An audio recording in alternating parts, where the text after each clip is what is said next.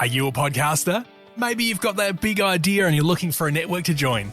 The multi-award-winning Ozcast Network can get your content to eyes and ears all over the world. Join now for the first month free, and you could be featuring this sound at the beginning of your podcast. Ozcast. Simply head to ozcastnetwork.com for details. Ozcast.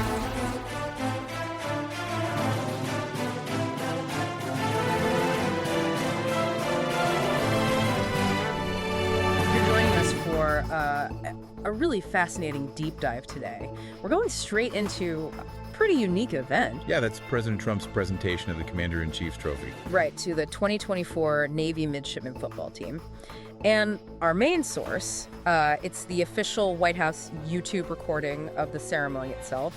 And, it felt like more than just handing over an award, didn't it? Is that like? It was a really interesting moment, kind of blending the celebration of, a big athletic achievement with the formal recognition of these young people who are also, future military leaders. And the setting, of course, the White House, it brought everyone together, the winning team, the coaches. A lot of high-ranking officials and some familiar political faces, too. Absolutely. And the attendees themselves kind of paint a picture of how significant this was. You had then Vice President J.D. Vance, Secretary of Defense Pete Hegseth, Secretary of the Navy John Fiallen, Chairman of the Joint Chiefs Dan Raisin. Right, quite the list. Admiral Kilby, Vice Admiral Davids from the Academy. And the retiring athletic director, Chad Glodek. Plus, board of visitors members like Sean Spicer and Walt Nauta were there as well. So for this deep dive, like you said, we're not just going to recap it. Yeah. The idea is to really dig into the key moments, understand why these achievements mattered, and maybe explore some of the broader things President Trump touched on. Okay, let's unpack this then. Yeah. The president, he kicked things off with some pretty lighthearted comments, didn't he? Acknowledging the people there with a bit of humor. Yeah, it definitely helped, I think. It sort of relaxed the atmosphere for what could have been a very stiff, formal occasion. And what was interesting is how he immediately tied this event to other recent White House celebrations. He mentioned Ohio State didn't say the sport. Right. And the Los Angeles Dodgers, referencing their World Series win just before. It kind of puts the White House as this national stage for celebrating sports success, really. All kinds. And it wasn't just small talk either. He actually invited the whole team to the Oval Office afterwards. Mentioned something special. Those little things, they probably stick with you, right? Create real memories. Boy, for sure. Yeah. I certainly do.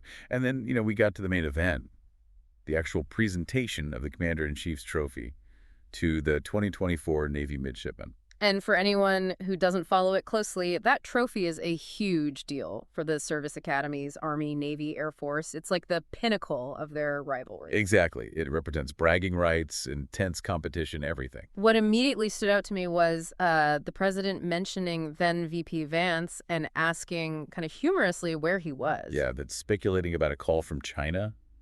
It definitely added that informal touch again. It did, and it flowed right into praising others there. He specifically mentioned Secretary Hegseth, saying he was doing a great job, even dropped in a timely reference about the Houthis. It's fascinating how those, off-the-cuff remarks can weave in these bigger geopolitical things, isn't it? Yeah. And here's where it got, I thought, really interesting. The introduction of Dan Raisin, the chairman of the Joint Chiefs. Ah, yes. The president recalling how he'd wanted him in that job for a long time. That was quite a statement. Saying things like, everything you did with me was perfect. I mean, that's a pretty strong endorsement. It really highlights that personal connection, maybe the president's conviction in his picks, and his more colorful remark. The, what happened to that guy raising Cain? I want him. Line. Yeah. That's memorable. Gives you a real sense of his style. And then he congratulated Admiral Kilby and Vice Admiral Davids, too. Kept that celebratory feel going. Right. Then the focus shifted, didn't it? To the athletic director, Chad Glodek. Who was retiring after, 24 years? 24 years. Yeah, impressive tenure. And the president's reaction, you look too young to retire. That got a laugh. Felt pretty relatable. But then they got into his record. And what a record. 4 national championships, 251 conference titles. And 352 All-Americans. 352. Those numbers are just staggering. It's not just good. It speaks to, sustained excellence for over 2 decades. You could tell the president was genuinely impressed, asking about standout athletes. And I liked Gladys' response, basically. They were all great. Speaks volumes about valuing the team, the collective effort. It really does. You don't see that kind of success over that long stretch without something special happening culturally. What do you think allows for that kind of sustained success in college athletics? Well, that's a good question. It's likely, a mix of things. A deep culture of excellence, probably, ingrained in the Naval Academy's programs, plus a solid system for finding talent, developing it. And leadership, right. Kladuk fostering collaboration between coaches, athletes. Exactly. And then there was that brief mention of the new Board of Visitors members, Sean Spicer and Walt Nauta. Right. That added another layer, especially the president joking about Nauta maybe becoming governor of Guam. Yeah, that was definitely an unexpected little detour. Showed some of the personal dynamics. But let's pivot back to the main focus. The football team's incredible season. After what he called 4 disappointing seasons. Yeah, it sounds like Coach Brian Newberry used a really specific motivational tactic. The trophy picture. Exactly. Plastered pictures of this magnificent trophy on every wall in the weight room, a constant reminder, day in, day out, of the main goal. And clearly it worked in 2024. Big time. Absolutely. A 10-3 record. 9 of those wins were double-digit victories. And crucially, for this trophy, they beat both Air Force and Army.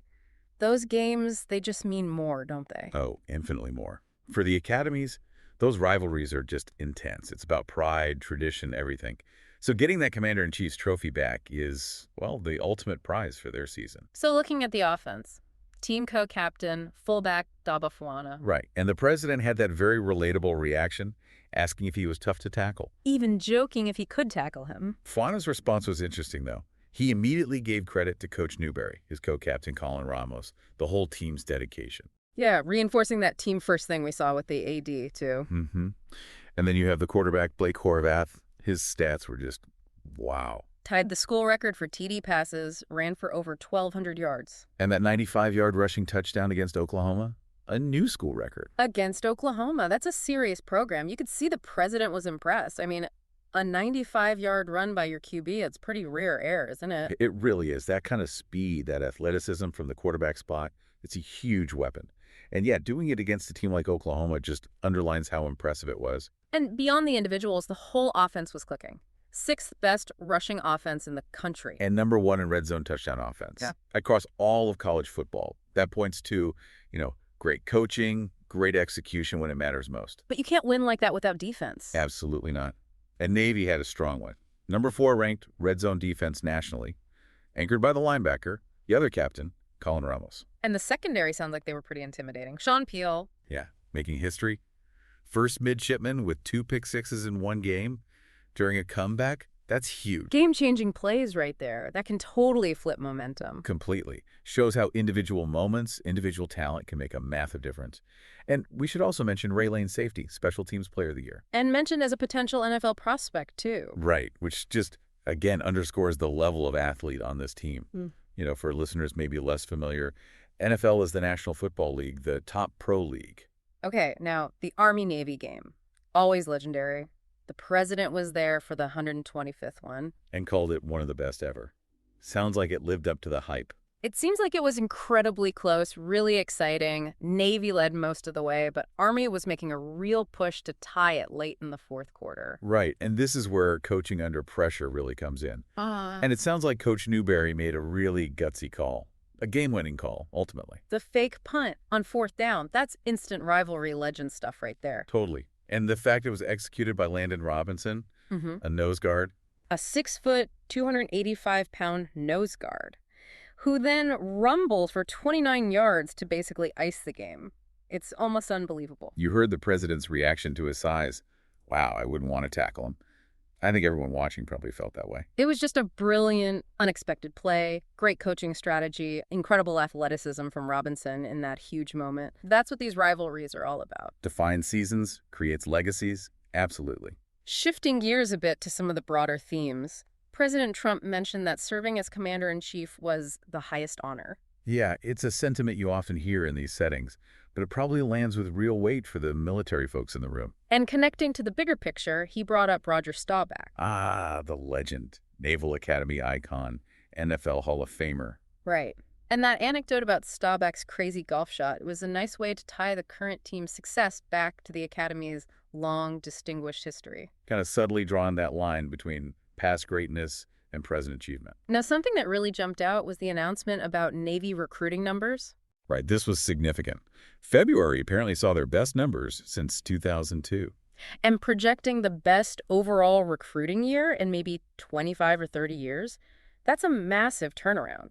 He mentioned numbers were a disaster just 7 months earlier. That quick of a surge is really noteworthy. Makes you wonder, were there specific policy changes, a different recruiting message, maybe just broader factors? Something shifted, clearly. It'd be interesting to know exactly what drove that. And he did say that positive trend wasn't just Navy, but other branches too, and even police and fire departments. He also made a point to recognize the 23 graduating seniors on the team. Highlighting their next step, becoming Navy ensigns, Marine Corps second lieutenants. And emphasizing their growth at the academy, moral, mental, physical. It really drives home that these aren't just athletes, they're being shaped into leaders. The president calling them true American warriors, that really captures the dual mission, doesn't it? Developing skilled warfighters and principled leaders. Their success on the field is seen as proof of their potential for service. Then the topic turned to military spending. The president announced what he called the largest budget we've ever had. Right, and plans for new equipment.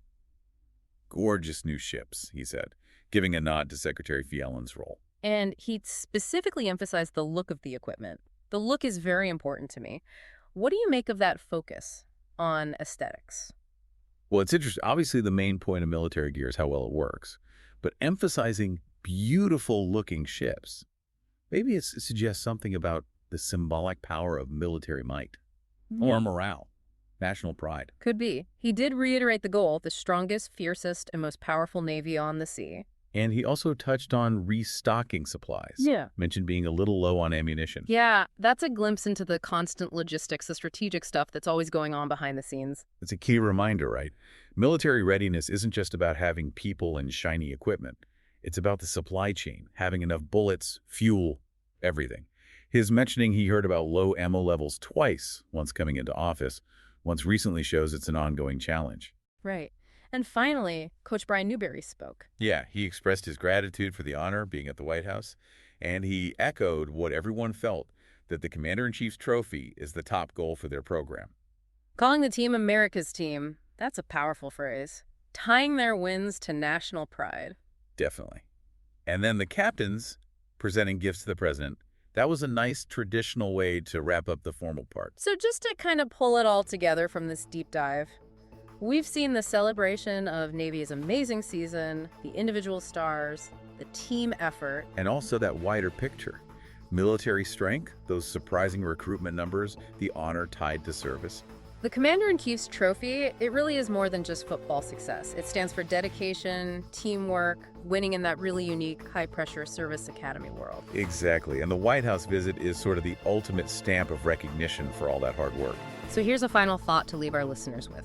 When you look at this blend, the athletic skill, the leadership potential shown, the commitment to service these midshipmen represent, what does this whole event tell us about the core values the military academies are trying to instill? It clearly goes way beyond just winning games on a Saturday, doesn't it? Yeah. It points to a much bigger, much deeper mission they're all part of.